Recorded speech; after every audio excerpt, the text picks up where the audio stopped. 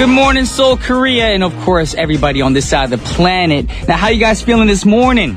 Now, they say that how you start your day is very important because it sets the tone for the rest of your day. Now, do you think your morning moods continues throughout the day? Well, it seems like, whatever you experience in the morning, for me as well, it sets off the rest of the day for me. And if I'm starting off my day cranky, then the rest of my day ends up going down the drain, which I do not like. And if I'm really in a great mood on the start of my day, it continues throughout the day, and I get all giddy inside. So, what can you do to start your morning fresh and happy? Of course, I guess you guys are tuning in right now. And of course, that's going to brighten up your mood just by listening to my voice and listening to all the songs that we have selected for you guys on this Thursday morning. And the first song is a great song by a buddy of mine, Mr. Jason Derulo with Fallin'. That was Jason Derulo with Fallin'. And right now, you guys are tuning in to What's Poppin' with your boy, Brian Ju, on TBS efm 101.3 in Seoul and its surrounding areas, of course. GFN 98.7 in Gwangju and 93.7 in Yeosu. Now, a couple of things. If you haven't already, please follow us on Twitter at TBS What's Poppin'. And if you have an email or a longer message you want to give us, of course, or send us a shout out, the email address is efmpoppin@gmail.com. And if you're interested in our playlist, come check it out at our website, tbsefm.soul.kr/efm/what's poppin'.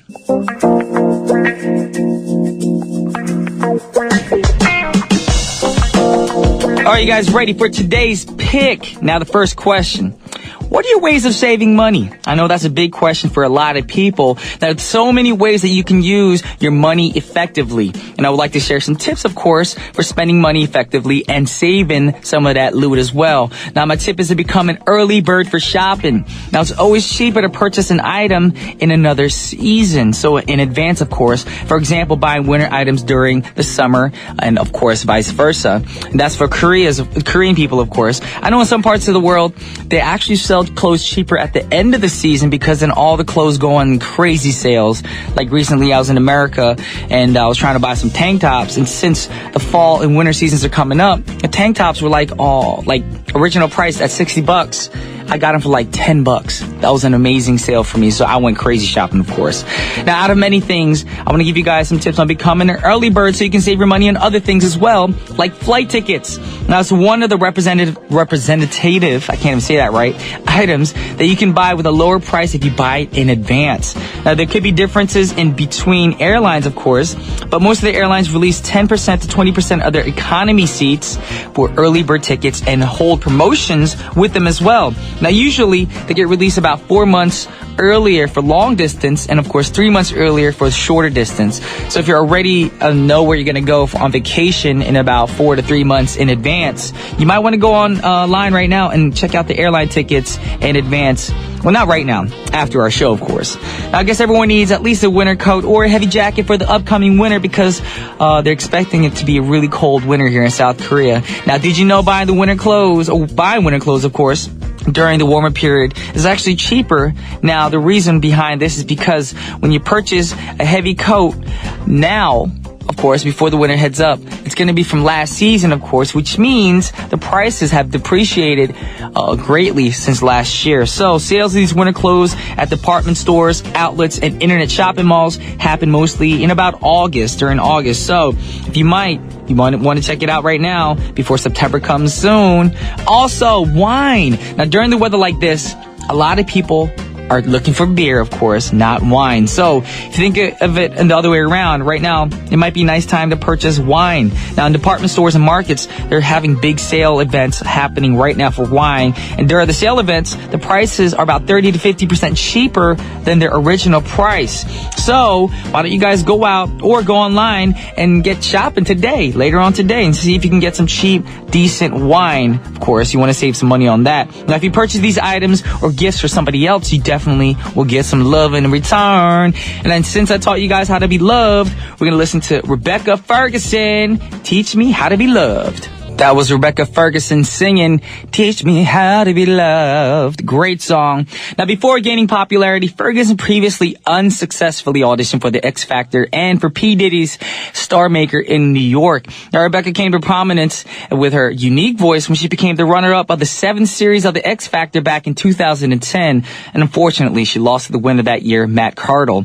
But luckily, she subsequently signed a joint record deal with Psycho Music, not records, Psycho Music and Epic Records in the UK. And on top of that, she later signed in the United States to Columbia Records. Now, the song that we just heard is included in Ferguson's debut album, Heaven, which was released back in December of 2011. Now, it was a critical success, peaking at number 3 in the United Kingdom. Co-written by Ferguson, it was certified 2 times platinum in the UK and platinum in Ireland. Now, Teach Me How to Be Loved was performed live at the Britain's Got Talent 2012 semi-final along with Glitter and Gold, and also featured as a track Ferguson performed at the Heaven tour. Now, moving on to our next artist, of course. This artist was tame, a little bit more calmer. I feel like his old stuff was a lot better. When I say old, it's not somebody from the 80s. I'm talking about in his younger days, of course. We're talking about Chris Brown, of course. And the song we're going to play for you guys, one of my favorites from this artist, is called With You. That was With You by Chris Brown. Now, With You is a pop R&B ballad that incorporates elements of folk music. And according to professionals, With You utilizes styles of urban and contemporary R&B music. And on top of that, were you guys able to feel the young love from the song? Because that was when Chris Brown was just like a teenager. Now, With You is lyrically written about teenage love, and it's presented in the lyrics. And now I know I can't be the only one. I bet there's hearts all over the world tonight with the love in their life who feel the way I feel when I'm with you. And I think it's only Chris Brown who can make this song such a beautiful song with his mellow vocals, because he's got that slight raspiness with that clear voice. And I know I've seen a lot of people cover this track. And actually, my favorite cover ever was before Justin Bieber was actually a signed artist, when he did his little YouTube channel. And I know Justin Bieber covered this song, and he did a great job when he was like a little kid. Anyways, we're going to move on to the next song. It's going to be the last song for the first half of our show. And it's by an artist named Frankie J. Now, you might recognize he's a former member of the group called Cumbia Kings. Now, born in Tijuana, he grew up in San Diego and became a freestyle artist under the stage name Frankie Boy in the late 1990s. And after his debut freestyle album was shelved, he joined the group Cumbia Kings in 1999. I can't speak today. But in 2003, Frankie J signed as a solo artist with Columbia Records, and Frankie's third English language album, Priceless, includes our next song, of course, and was released on October 2006 and debuted at number 30 on the Billboard 200. So let's check out this great song, Still by Frankie J, and I'll be back with part 2. Welcome back to the second half of What's Poppin'. You guys are now tuned in to TBS efm 101.3, and today we got our man Elmo coming into the studio for Check the Rhyme. So if you guys are curious about some hip-hop tracks, he's gonna throw some good tracks at y'all. He's gonna learn y'all something, teach y'all some knowledge on hip-hop. If you want to find out, you gotta stay tuned. Do not change that dial.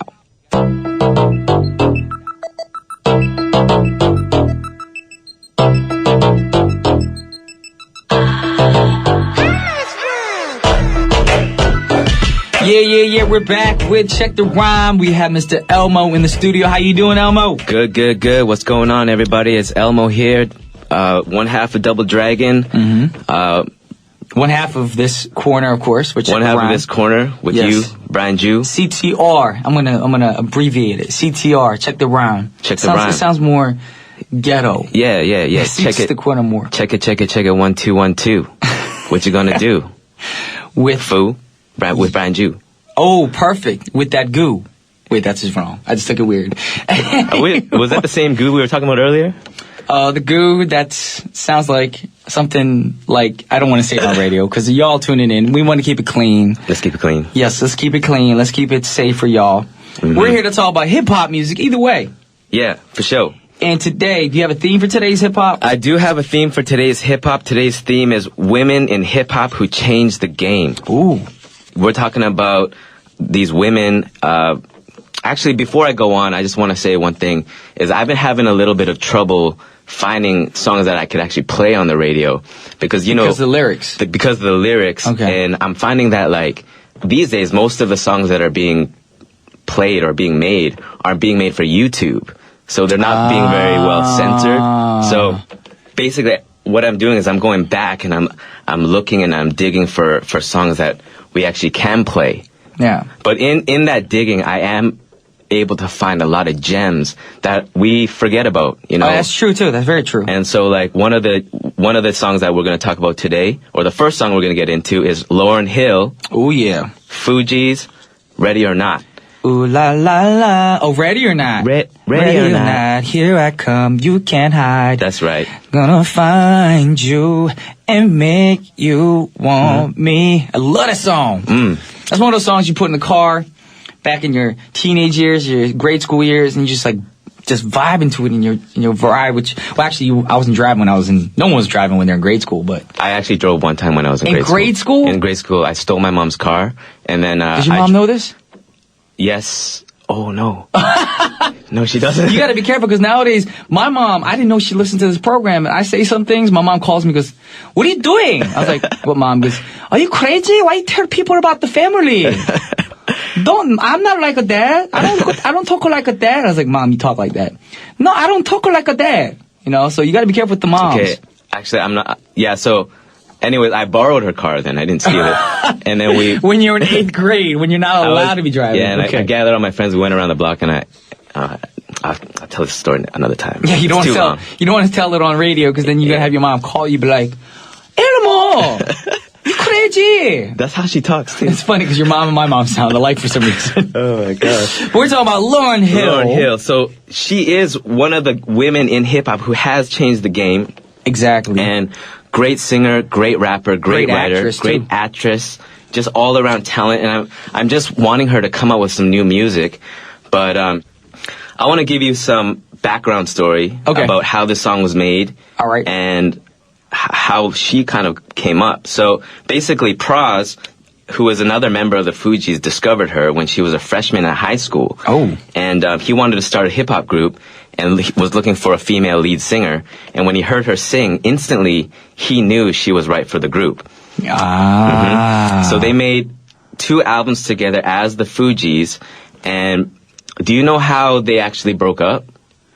I just know they had some beef within the group. That's all I know. Yeah, within the group, actually, Wyclef Jean and Lauryn Hill had a romantic relationship. Oh, you never want to do that. Yeah, work and relationship, no good. No. So basically, you know, and this relationship wasn't a healthy one, and it was, you know, tumultuous at many points within the time that they were together. Okay. And eventually, during a rocky point in the relationship, Ready or Not was made because Lauryn Hill wanted to actually leave the group at that time. So in a magazine, Praz recalls how this all went down. And I'm just gonna read a quote that he sort of said in the magazine. Okay. He said, "At one point, the group had disbanded. She had left the group at this point, and we didn't know what we were going to do. She calls me and says, 'Listen, I'm going to come down to the studio, and I'm going to lay down a reference for you guys, a hook. I give you permission to use my hook, my voice, but I don't want to be a part of this group anymore.' I said, 'Fair enough, no problem.' She said, 'Make sure certain people are not around when I'm there.' I said, 'No problem.' She's laying the reference for Ready or Not, and then she goes into the bridge and she's crying. I see her crying. She stops and says, 'I can't do this anymore,' and leaves. A couple of months later, she rejoins the group. She said, 'Let's do Ready or Not again,' because I was crying. It was emotional. She goes in the studio to do Ready or Not again. She was there 5 hours doing the hook. Every take is incredible, but we go back and say, there's something about that reference. I know if we can touch that. Oh, sorry. I don't know if we can touch that. Okay. We end up keeping the reference. That's what the world has come to hear. There's something about that record that's magic. So basically, there's a lot of problems getting ready for the song. Yeah, but basically, she goes in and records the guide for the song. Yeah. And because she was so emotional during that time, something in that guide came out. They liked it more. They liked it more, and something great came out of that. And what you hear in the song right now is basically that guide version. Oh, but as a musician myself, sometimes that's the best take.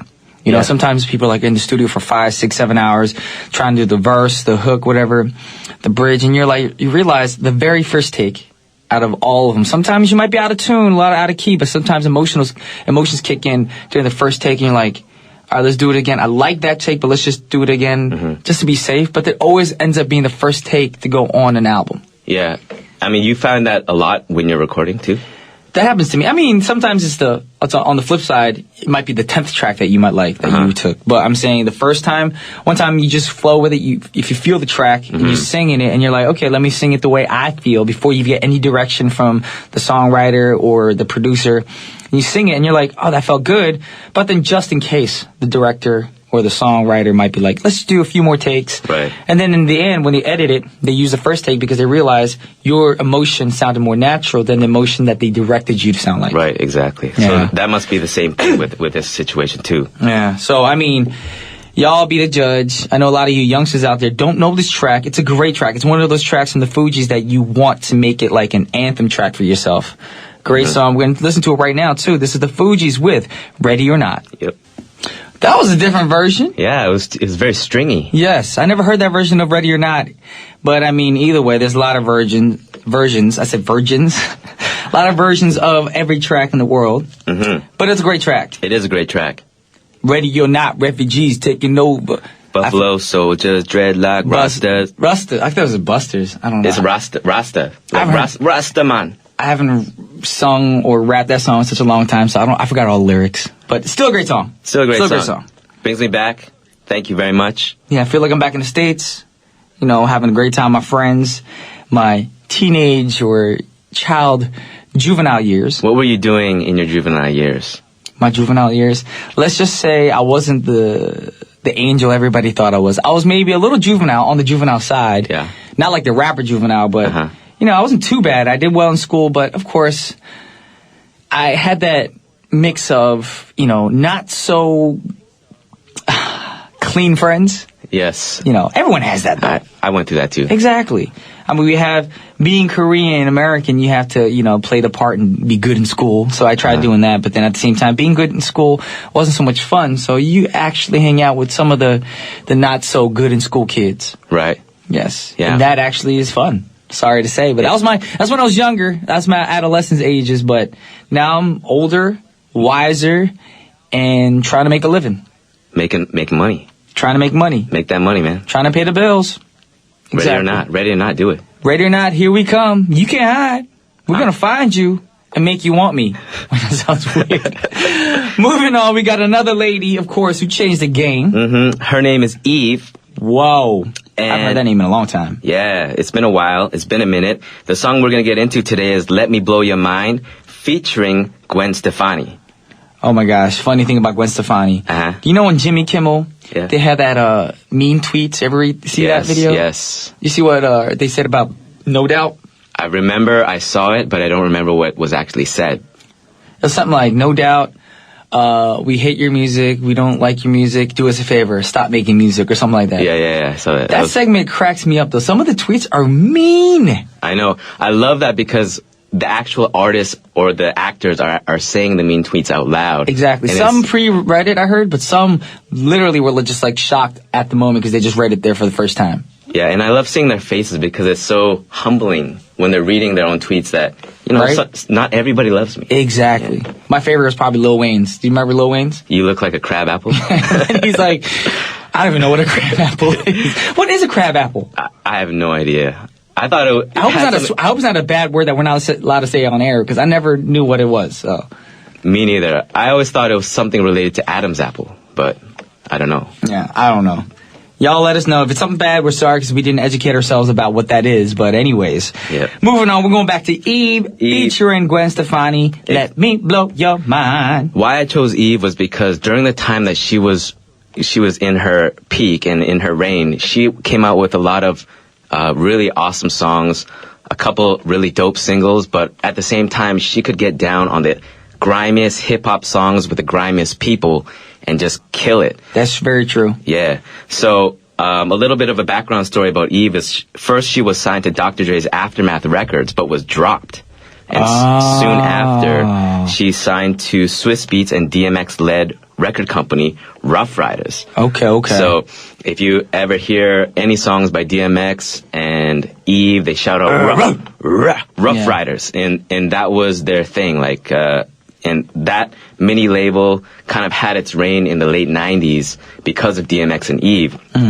And anyways, Eve, Let Me Blow Your Mind was released on May 15th, 2001 as the second and final single from Eve's second album, Scorpion.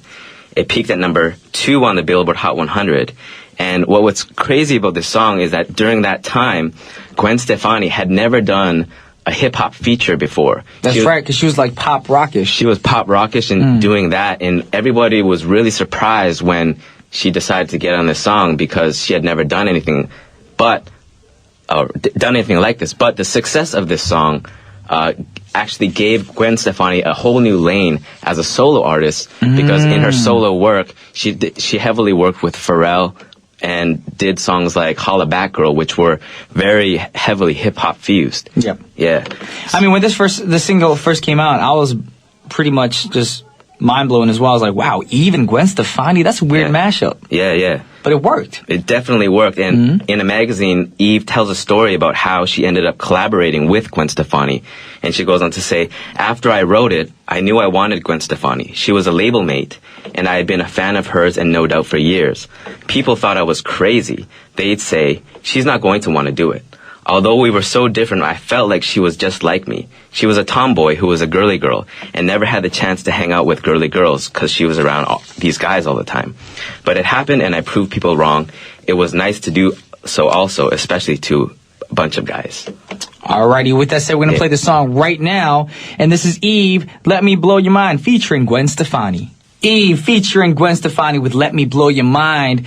But moving on to the last song for our show, we got Nicki Minaj. Give us some information real quick about Nicki Minaj. Okay, basically this song, Moment for Life, is featuring Drake. Okay. And this song is about two kids that grew up on the same block. They shared their dreams of making it as rappers. They laughed together, they cried together, and one day they realized their dreams have come to fruition. Though they know all these things come to an end, they celebrate. They wish they could have this moment for life. So that's what it means. Yeah, that's what it means. And I always thought that this song was a love song between Drake and Nicki Minaj. But that's what I thought. Actually, Nicki Minaj wrote it to basically encourage and tell a story about about dreams, basically. Cool. Yeah. Well, then we're going to have to listen to that song again and re-listen to the lyrics. I need to.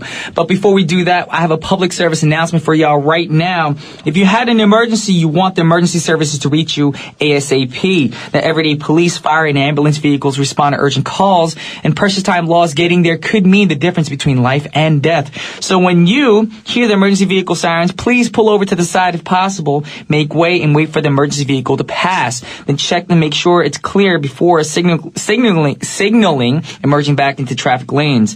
And if you are in a situation where you need emergency assistance, please call 119 Emergency Center, and you will initially be answered by an operator speaking Korean, but operators fluent in English, Chinese, and Japanese are on standby. So once again, the number is 119. Now the last song for our show, as we mentioned, is Nicki Minaj featuring Drake with Moment for Life. And on behalf of What's Poppin', this is Brian Jew and Elmo signing off. Peace.